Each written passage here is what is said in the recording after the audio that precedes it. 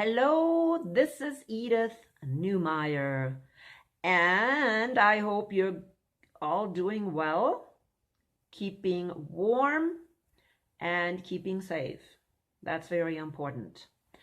You know, I have not been talking very much about this corona pandemic lately, or fake corona pandemic, because I think it's fake. I'm not saying the virus is fake, even though they never did isolate the virus.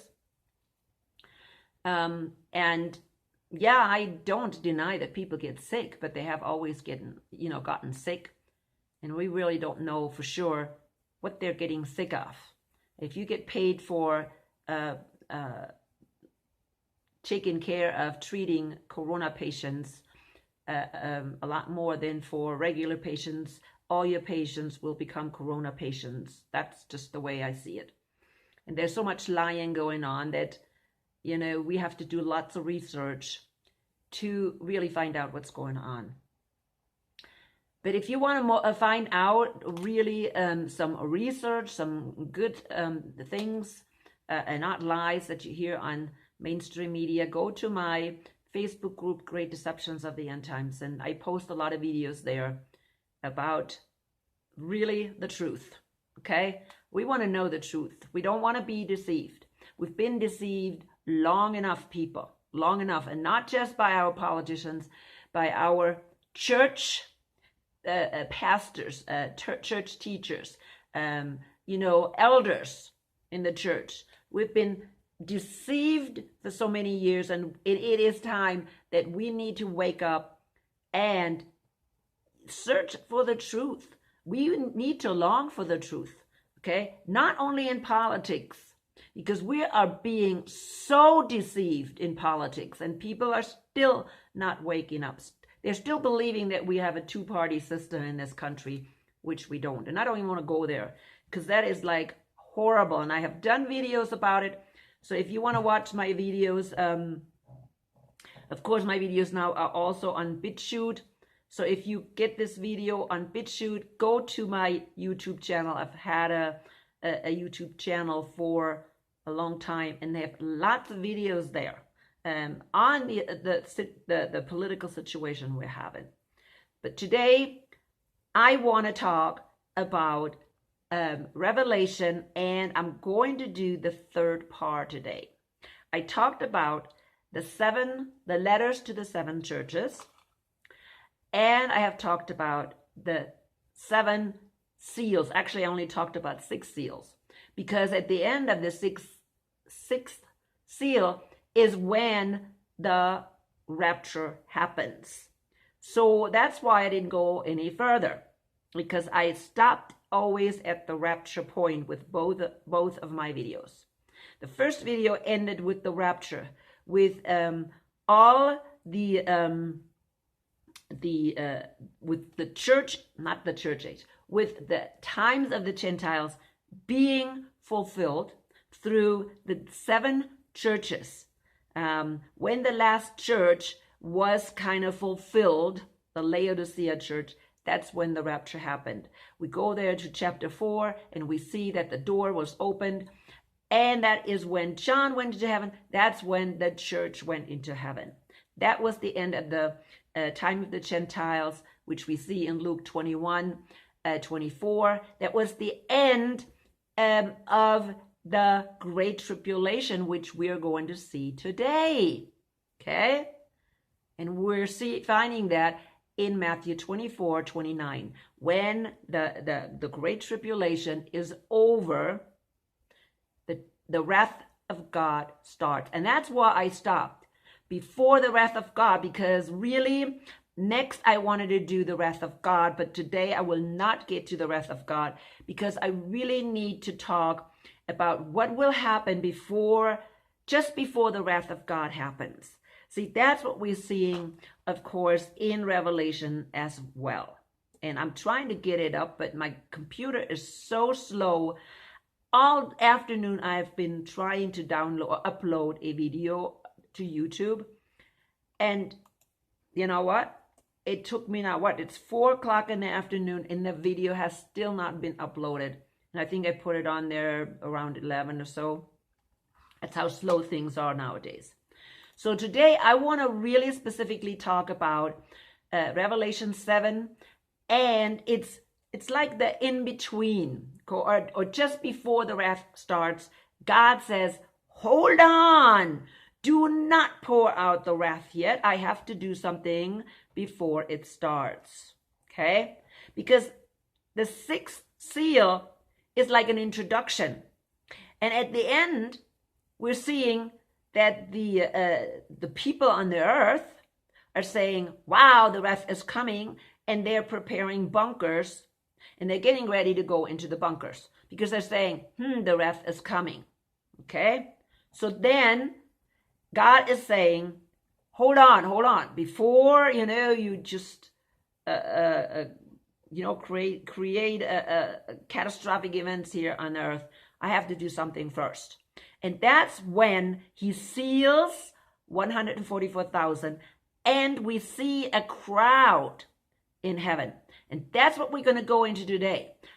I know from my German video on the same topic that I did not get to the wrath of God in the video because I wanted to go into detail with the 144,000, and of course with the multitude, the great multitude.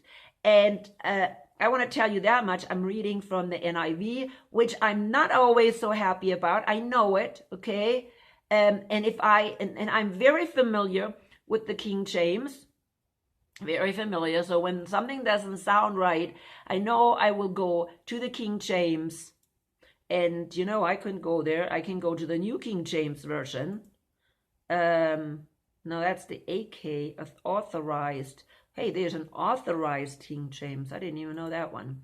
So, but anyways, I can go either to the King James or to the New King James as well, if I can find it here.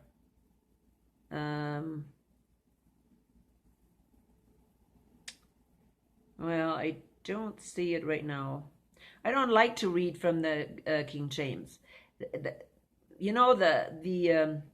the New King James. The language is so old, and no wonder people don't understand the Bible. If they're reading these old words that they don't know, they don't use them every day, and this old language. No wonder they don't have, they have a hard time understanding it. But again, I do understand we have to go to translations that are the most accurate. And so when we get to a point, where, at least I know when I get to a point where I know, hey, wait a minute, that doesn't sound right.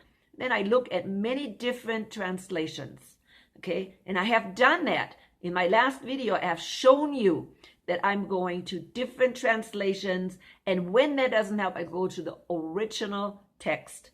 Okay, I don't go so much to dictionaries, because sometimes the words in the original text mean something different than in the English dictionaries. For instance, we go to fornication in the English dictionary. That means something totally different than when we go to the original word porneia in the original text. Or even when we go to the Old Testament and find out what porneia meant in the Old Testament, fornication, the word fornication that was translated, it means something totally different than our definition, English definition today. Okay?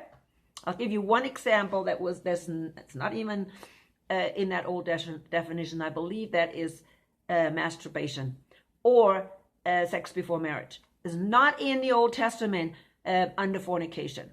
Okay? So it's just an example. Don't want to go into detail, but it's an example, and you have to be careful. You have to really study. You want to go deep into it. You have to look at many different things. So this is what I wanted to tell you. But you can do it. The Holy Spirit can guide you just as much as me or anybody else. Doesn't mean you will have to go to seminary. I did not go to seminary. Now I have 2 master's degrees, and I know how to do research, and I know how to read information and process it. Okay, that's all you need to know. So, especially when it comes to the Bible, people I don't trust theologians, because there's just too many false teachers coming or went into our theological seminaries and have totally messed up the theology, okay? Or should I say the Bible truth, okay? Because I don't like theology either. Bible truth. But let's go to 7, because that's where we see what is going on next, or before the wrath starts. I said in my last video, I said, the day of the Lord starts with the wrath. Or should I say, the day of the Lord starts with the rapture? Or should I say, at the end of the time of the Gentiles, the rapture happens and then the day of the Lord starts? Or do you think, it's kind of hard to say. When does the day of the Lord start? Now, I think Paul says the day of the Lord starts with the rapture. Okay? I think that's what Paul says. I mean, it's hard to do that, right? When does it start? But I think he is right. It's right. The day of the Lord starts as soon, of course, as the time of the Gentiles is over. Okay? The time of the Gentiles is 2,000 years. Before the time of the Gentiles, there were 2,000 years of Hebrew history. So now we are at the end of the time of the Gentiles, and that is when the day of the Lord starts. That is when the rapture happens first, and then the first, I believe, 3.5 years, and we will look at that as well, will be the wrath of God.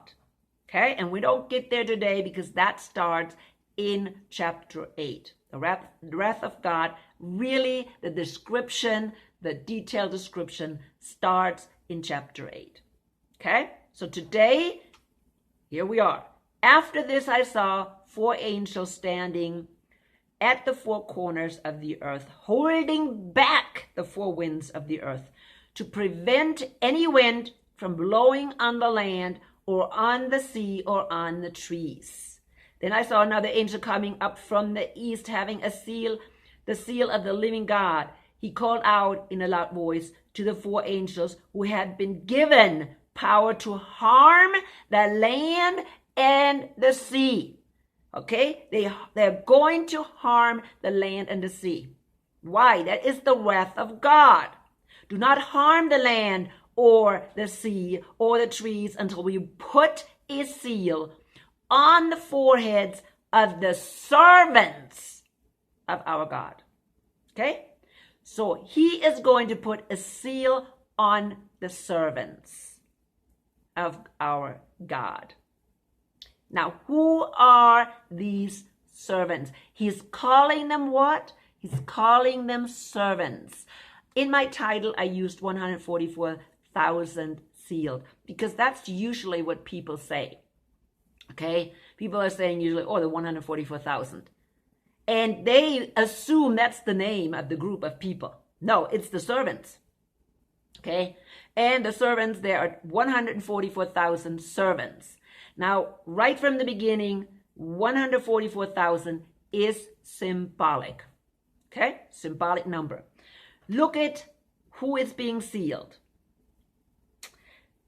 From every tribe of Israel, 12,000 from every tribe of Israel times 12 is 144, and that is symbolic. Okay? 12,000 is symbolic, as a symbolic number. 12 is a symbolic number, just like the 12 tribes, the 12 apostles. So many 12. We have 24 elders. That's 2 times 12. Okay? They're symbolic numbers, and so is the 144,000. It's a symbolic number. It's not the name of the group. Okay? It's the servants.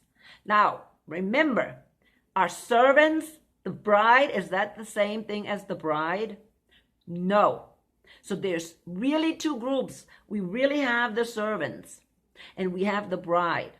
And we will see that in the next group that we're reading about, the great multitude, they are the bride of Christ. Okay? And they are in heaven. Okay? When these are sealed, they are already in heaven. What are they saying? He is going to destroy the earth right now. Okay? The wrath of God is going to start pretty soon. Okay? And these people are being sealed. Why? Why is he sealing them? Because they're going through the wrath. If you read this section again, it's very clear.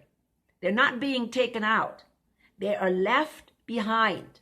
When you go to Matthew 25, you know, I always use it. The 10 virgins. Who stayed behind? 5 went. Okay? 5 went. 5 stayed behind because they didn't have the oil. And these are the 144,000, or at least part of them, because these people that are left behind, the 5 foolish virgins, they may not all continue to believe in God. Okay? But if they do continue to believe in God, they are the 144,000 that are being sealed. Why? Because during the wrath of God, they continue to believe in Jesus. Now, these will never be part of the bride of Christ. Never. Why not? They're called the servants. Okay? The bride is not a servant. Okay? Bride is not a servant. The bride is not the servant. The bride is, and I'm going to look up Matthew 24 right now. The bride is different. A servant is somebody who's serving the bride and the bridegroom. Okay, the king and the queen, they're being served by the servants. So I want you to think about it right now. Do you want to be part of the bride, or do you want to be part of the servants? Okay, the servants also will live, of course, around the New Jerusalem when New Jerusalem comes down on this earth. They will live around, okay? But they will not be the bride of Christ. They will not be ruling with Christ. Now, I want to look at this group of people, which I know people mess up all the time, okay? What happens is this group of people now will go through the wrath. And at the end of the wrath, they will be collected by the angels. So you have some kind of idea, because people do this, make this mistake all the time. I mean, all the time. They really think that this group is the same group as the I'm going to call it rapture, and I know people are going to freak out again. Okay? Hey, there's no rapture. Yeah. Okay, there's no rapture. No, the rapture is exactly what I'm talking about. When Jesus comes and takes out his bride. That is, people call that the rapture. Okay? So, just get used to it. And don't tell me, rapture doesn't happen. Yeah, rapture happens. You will see it in a little bit here. That the bride of Christ is in heaven before the wrath of God starts. And the servants will be picked up. They will be left behind. They're sealed, but they will be left behind when the wrath happens. We're going to go to Matthew 24. Okay? We see, of course, in 29, the wrath of God happens. The sun will be darkened and the moon will be given not to shine, and that is the wrath of God in a nutshell. Then will appear the sign of the Son of Man in heaven. That's in 30. And then all the people of the earth will mourn when they see the Son of Man. The bride is not mourning, people. Okay? The bride will not mourn, because the bride is in heaven at that time. Because the rapture happened before the wrath, immediately after the distress. Jesus didn't tell us that. Okay? Jesus didn't tell us that. He is going to talk about this event, the rapture event, or the taking out of the bride, later on. Okay? And we'll look at that later. Right now, we're just going to look at this the 144,000 that are being later on collected by the angels. 31 says, and he will send his angel with a loud trumpet call, and they will gather his elect from the four winds, from one end of the heavens to the other. Those are the servants. They are invited to the wedding. The bride is not invited, people. The bride is inviting the people. The servants are invited. Okay? So just kind of going back. We're going to go pick on that later on when we're talking about the multitude. Here is very important, something we need to understand as well about the 144,000. It says that this 144,000 are from all the tribes of Israel. Okay? All the tribes of Israel. And the tribes that are mentioned are the original tribes of Israel. Okay? Jacob. So we have all of them: Judah, Reuben, Gad, Asher, Naphtali, Manasseh, Simon. Okay? All these things. Now, when the Israelites came into the promised land, Joseph was given an extra portion, a double portion. So in other words, he became, out of Joseph came two tribes, one for Manasseh and one was for Ephraim. Ephraim became the leading tribe of the kingdom of Israel. As you know, after Solomon's or during Solomon's son's reign, the kingdom split. 10 tribes left Judah because they didn't like what Judah was doing to them, the kings of Judah doing to them. So they left 10 tribes, and they became the northern kingdom, or the kingdom of Israel. And the Ephraim was the leading tribe of Israel. And Jacob, or Israel, gave Ephraim a promise or a prophecy that he will become the father of many nations, just like Abraham. Okay? So this tribe, or these tribes, 10 tribes, they were sent into captivity because they whored with idols, and God divorced them. Okay? In other words, they're no longer people of God.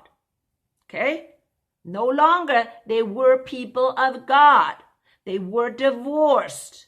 He sent them away. The covenant was null and void, and he sent them away. But what happened to these 10 tribes? They mingled under all the nations of the world. And that is how Ephraim became the father of many, many, many nations. Okay? And so you look at 10 tribes, they actually left. Okay? Or actually it's not 10, but it's 9 because one was double. Okay? They left. Only Judah and Benjamin were left behind, and they were eventually also sent into captivity, and they came back.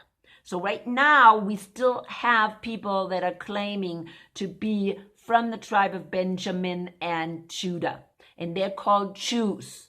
But the rest of the tribes, they mingled, okay? So all these mingled people, they accepted Jesus, okay? Or they will remain as people that will believe in Messiah, in Jesus, okay, during the wrath of God. That's why, it is symbolic, okay, and these tribes also include, they're just symbolic, okay, and they also include Gentiles, Jews and Gentiles that will believe during the wrath of God, okay, so you understand that. They're all the seals. See, anytime somebody accepted the religion or the belief of the Hebrews, they were added to the tribes. They become people of those tribes. Okay? So that happens even today. When people becomes, a Jew, they are added to the tribe. And so then they're counted with the tribe. So this is the same thing. If any Gentiles become followers of Messiah, they become part of that tribe. Just like any Gentiles right now, they become part of the Commonwealth of Israel. All believers. This has nothing to do with biological or genetic relations. Nothing. The belonging to the tribe of Israel always, Israel, or the spiritual Israel, the real Israel of God, has always to do with your belief. People, every person from the tribe of Israel, okay, they have to be believers, or else they will not be in the book of life. I hope you understand that. Okay, not every Jew is in the book, written in the book of life. Even Jews, Orthodox Jews, know that. Okay? If there would be automatically written in the book of life, they wouldn't have to do any works. Okay? Because that's not the case. You have to be doing works to be in the book of life. Even as a Jew. Okay? But of course, works don't do anything. We know that. So anyways, so these now are the people that will go through the wrath of God and will be gathered at the end by the angels. Now, the bride of Christ is not gathered by the angels. The bride of Christ is being picked up by Jesus himself. That's why there's a difference. These two groups are different. Okay? So, and we need to keep that in mind because these groups are coming up again. So now let's look at the multitude. The great multitude in white robes. That's what my heading is. After this I looked, and there before me was a great multitude that no one could count, from every nation, tribe, people, and language, standing before the throne and before the Lamb. They were wearing white robes and were holding palm branches in their hands.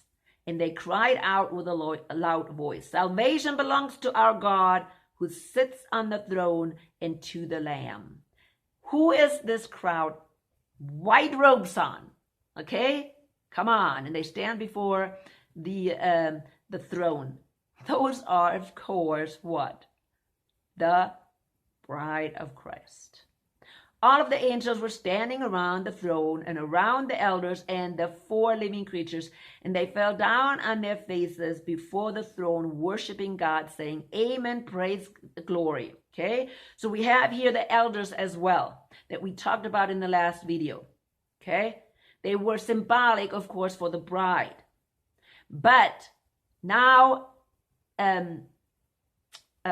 John sees the crowd. Finally, he sees the crowd, not just the 24 elders, the rest of the bride of Christ. Okay, it's not just now the 24 elders anymore. It is the whole crowd. Okay, all the saints that went up into heaven when the door opened, and they're now up there. Then one of the angels asked me, "These in the white robes, who are they? Where did they come from?" I answered, "Sir, you know." And he said, "These are they who have come out of great tribulation." I don't like that word, the. I don't think that's in there in the original text. I have done some study about it. It's not in the original text. It is, they have come out of great tribulation. They have washed their robes and made them white in the blood of the Lamb. People, who is it? Who made their blood, their clothes white in the blood of the Lamb? Of course, it is the saints. It is the bride of Christ. It's everybody from the time of Adam who believed in Jesus Christ, or Messiah. Okay? Don't make any mistakes. People in the Old Testament believed in Messiah coming. Okay? They washed their robes in the blood of the Lamb, because the Lamb died for all of them from the beginning of time until to the end. Okay? They are before the throne of God, serve him day and night in the temple, and he who sits on the throne will shelter them with his presence. Never again will they hunger, never again will they thirst. The sun will not bear down on them, nor any scorching heat. For the Lamb at the center of the throne will be their shepherd. He will lead them to springs of living water, and God will wipe away every tear from their eyes. This is now the bride of Christ in heaven. When are they in heaven? Before the wrath of God starts. Before God pours out his wrath, before he destroys things here on earth. Okay, they are in heaven. What does it say here? Okay, they have come out of what? Great tribulation. What does Matthew say about that? Matthew says in Matthew 24:29 says, immediately after the distress of those days, or immediately after the tribulation of those days. Okay, so there's tribulation, and all the saints went through tribulation. And after the tribulation of those days, what happens? The wrath of God. The sun will go dark. Okay? The moon will give its light. That's the wrath of God. It's symbolic for the wrath of God. We talked about that in my last video as well. Okay? So they came out of great tribulation. People, tribulation is before the wrath of God, before the rapture. Why? Because all saints come out of tribulation. Okay? All these saints in heaven came out of tribulation. It's not a different group. There's two groups. One group goes through the wrath of God. One group is out before the wrath starts. And who is that? The bride is out. Okay? I've said that so many times. And do not be one of the foolish virgins and have to go through the wrath of God. Don't. Okay? I'll tell you right now. Don't do it. It's not a good time. You may not survive it anyways. Your head may be cut off. Okay? Because you have to accept the mark of the beast, and you may not want to accept the mark of the beast. Okay? You may not want to be killed in the devastating events that are going to start to happen.